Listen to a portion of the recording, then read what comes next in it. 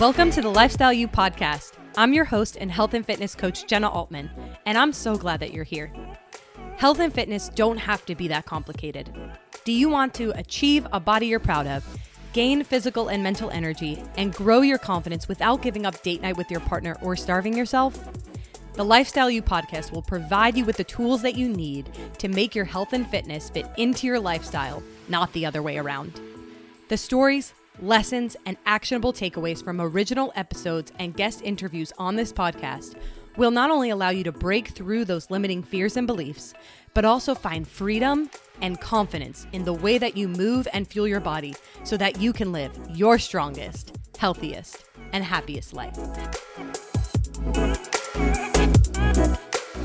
Before we dive into today's episode, I want to take a minute to introduce you to the Summer Flex training program. This is a brand new 8-week fitness coaching program for high-achieving women like you who want to incorporate more flexibility, create more consistency, and get stronger, leaner, and more athletic with quick and effective workouts.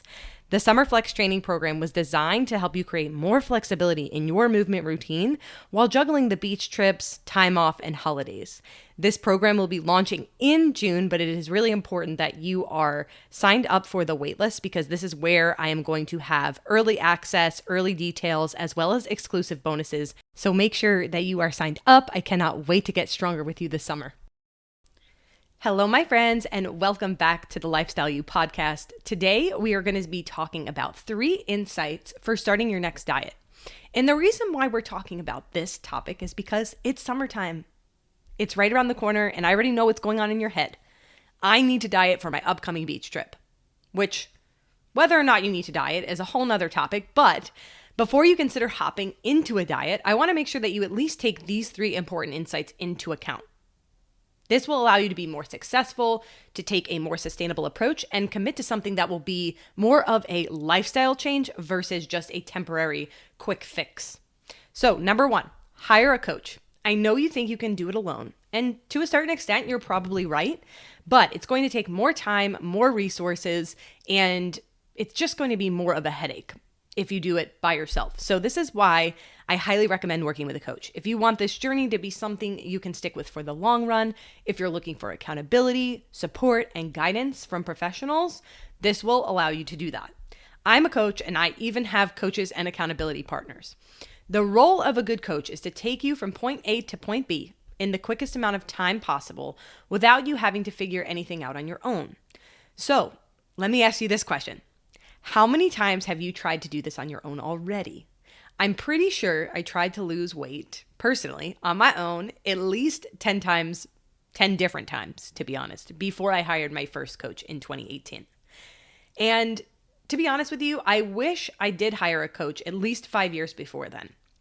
So of course, like I said, you can try out the latest fad diet, but chances are it probably won't stick because they're honestly unsustainable. And they're also designed as a one-size-fits-all approach to your very unique body and life. And that's why we really struggle with these fad diets, is because they are meant to be temporary and they are not meant to work for everyone. So that is why I recommend hiring a coach. And yes, of course, I am a coach, so I might be a little biased and I would love to have you as client at Harvest Coaching, but really, I just want you to achieve your goals with any good coach out there.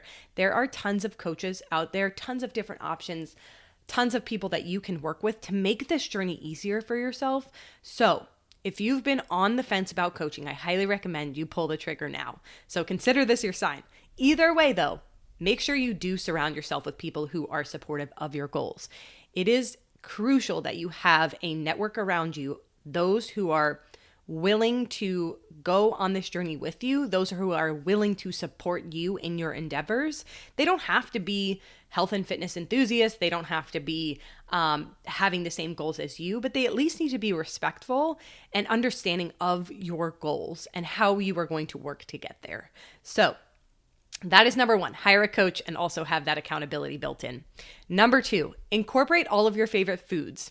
So the reason why I'm saying this is because realistically, do you think it's possible that you can never eat a carb again? I'd venture to say probably not, but then again, I'm a huge carb fan, so I might be a little biased. But seriously, when we eliminate our favorite foods, we are restricting ourselves from having what we want, which often makes us want them even more. Restriction also negatively impacts our relationship with food, telling us which foods are off limits, as well as potentially causing micronutrient deficiencies if foods are removed for an extended period of time. So we definitely have some struggles here with the restriction idea. Obviously, number one being the impact that it can have on your food, or your relationship with food, which is really only going to be solved by not dieting, right? If you're looking to enhance your relationship with food, if you're struggling with a lot of the mindset, guilt, shame around food, really you need to be repairing your relationship with food. And you cannot do that by restricting and removing all the foods from your diet. So just keep that in mind if that is something you are pursuing.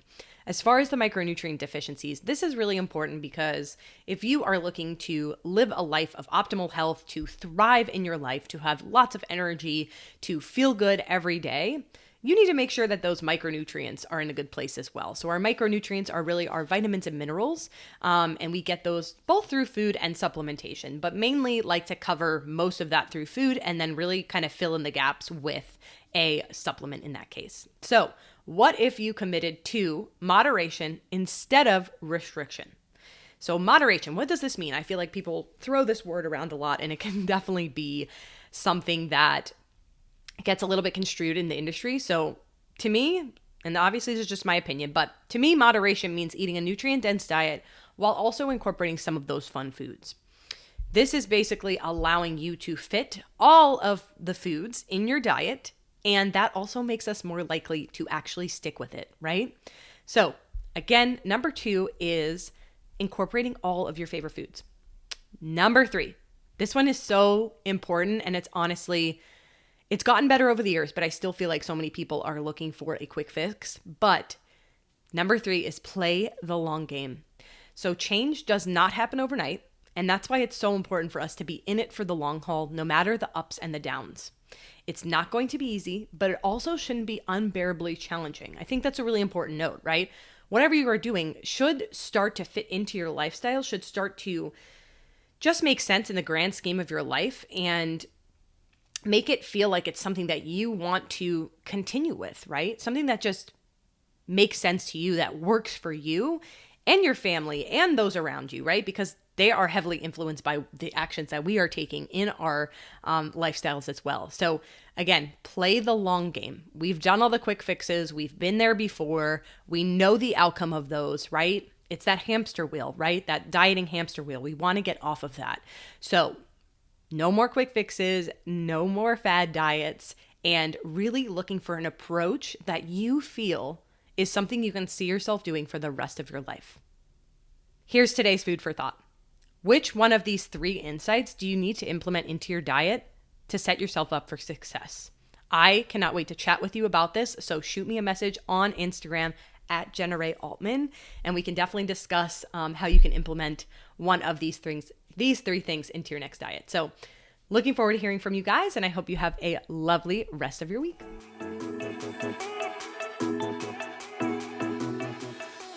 Thank you for listening to the Lifestyle You podcast. If you enjoyed this episode, please leave a 5-star rating and review to help others discover the magic we're creating together. If there's someone in your life who could benefit from listening to this episode, be sure to forward it along to them. You can also follow me on Instagram at Jenna Rae Altman for more helpful content, resources, and good vibes. As always, thank you so much for being here.